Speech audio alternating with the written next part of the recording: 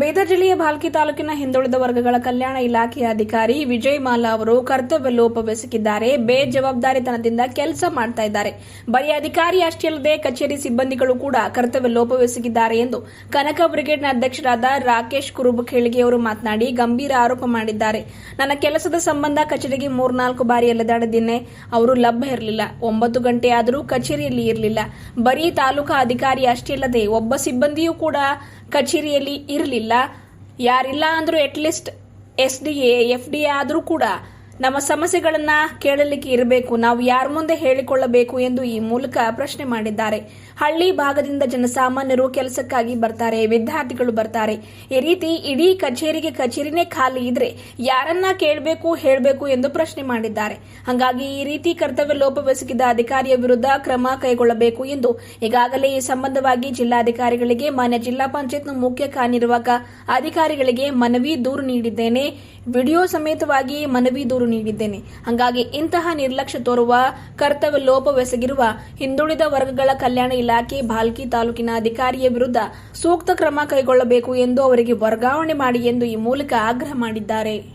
ಹಿಂದುಳಿದ ವರ್ಗಗಳ ಕಲ್ಯಾಣ ಇಲಾಖೆ ಭಾಲ್ಕಿ ಅಧಿಕಾರಿಗಳಾದ ವಿಜಯ್ ಮಾಲಾ ಅವರು ಅಧಿಕಾರಿಯಾಗಿದ್ದಾರೆ. ಅಲ್ಲಿ ಅಧಿಕಾರಿಯಾಗಿ ಕೆಲಸ ಮಾಡ್ತಾ ಇದ್ದಾರೆ. ಬಟ್ ನಾವು ಹೋದಾಗ ಅವ್ರ ಅಧಿಕಾರಿ ಅಲ್ಲಿ ಆಫೀಸ್ ಹತ್ತನೂ ಇರಲ್ಲ.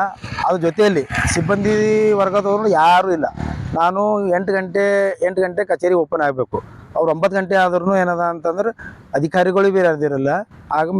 ಅದಕ್ಕೆ ಸಂಬಂಧಪಟ್ಟ ಸಿಬ್ಬಂದಿ ಕೂಡ ಯಾರೂ ಇರೋದಿಲ್ಲ. ನಿಮ್ಗೆ ವಿಡಿಯೋ ಮುಖಾಂತರ ನಾನು ತೋರೋಕೆ ಇಷ್ಟಪಡ್ತೀನಿ ನೋಡಿ.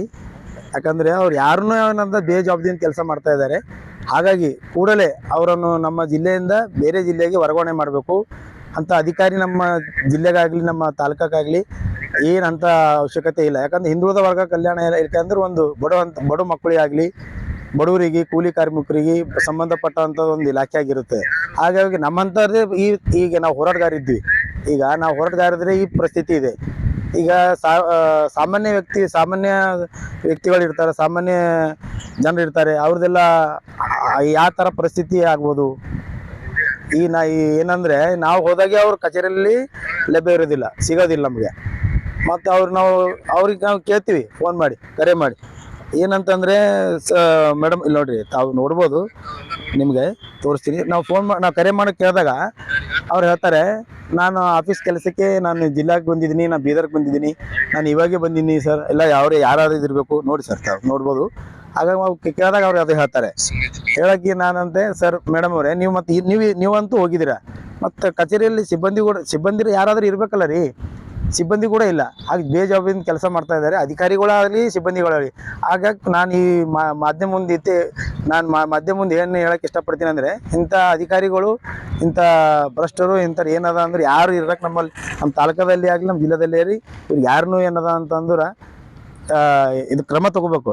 ಯಾರು ಕ್ರಮ ತಗೋಬೇಕಂದ್ರೆ ಸಂಬಂಧಪಟ್ಟ ಇಲಾಖೆ ಅಧಿಕಾರಿಗಳು ಹಾಗೂ CO ಸರಿಗೂ ಲೆಟರ್ ನಾ ಆಲ್ರೆಡಿ ಸಂಬಂಧಪಟ್ಟ ಇಲಾಖೆಗೆ ಜಿಲ್ಲಾಧಿಕಾರಿಗೆ, CO ಅವರಿಗೆ ಹಾಗೂ ಸಂಬಂಧಪಟ್ಟ ಜಿಲ್ಲಾಧಿಕಾರಿ ಕೂಡ ಇದ್ರ ಬಗ್ಗೆ ದೂರು ಕೊಟ್ಟು ನಾನು ಈ ಥರ ಇದು ಏನದ ಅಂತಂದ್ರೆ ಇಲ್ಲಿ ಅಧಿಕಾರಿ ಆಗಲಿ, ಸಿಬ್ಬಂದಿ ಆಗಲಿ, ಹಿಂದುಳಿದ ವರ್ಗ ಕಲ್ಯಾಣ ಇಲಾಖೆ ಬಾಲ್ಕಿಯಿಂದ ಈ ಥರ ಸರ್ ಸಮಸ್ಯೆ ಇದೆ. ಹಾಗಾಗಿ ಇವರು ಕೂಡಲೇ ಏನದ ಅಂದ್ರೆ ಬೇರೆ ಜಿಲ್ಲೆಗೆ ವರ್ಗಾವಣೆ ಮಾಡಬೇಕು. ನಮ್ಮ ಜಿಲ್ಲೆಯಲ್ಲಿ ಇಂಥ ಭ್ರಷ್ಟ ಅಧಿಕಾರಿಗಳನ್ನು ನಾವು ಇಲ್ಲಿ ಯಾವುದೇ ಥರದ ಏನದ ಅಂತಂದ್ರೆ ಇಲ್ಲ ನಮ್ಮ ತಾಲೂಕಾಗಲಿ, ನಮ್ಮ ಜಿಲ್ಲೆಗಾಗಲಿ ಇಂಥ ಅಧಿಕಾರಿಗೆ ಇಕ್ಬಾರ್ದು ಅಂತೇಳಿ ನಾನು ಮಾಧ್ಯಮ ಮುಖಾಂತರ ಒತ್ತಾಯ ಮಾಡ್ತೀನಿ. ಹಾಗೆ ಅದ್ರ ಜೊತೆಯಲ್ಲಿ ನಾನು ಇನ್ನೊಂದು ಮಾತು ಹೇಳೋಕ್ಕೆ ಇಷ್ಟಪಡ್ತೀನಿ. ನಾನು ಅವರಿಗೆ ಮಾಹಿತಿಯನ್ನು ಕೇಳಿದ್ದೀನಿ. ಯಾವಾಗ ಅಂತಂದರೆ 6 ತಿಂಗಳ ಹಿಂದೆ ತಾವು ಈ ಕಚೇರಿಗೆ ಬರ್ತಾ ಇಲ್ಲ ಅಂತೇಳಿ ನಾನು ಒಂದು 4-5 ಸರ್ತಿ ಹೋಗಿದ್ದೀನಿ.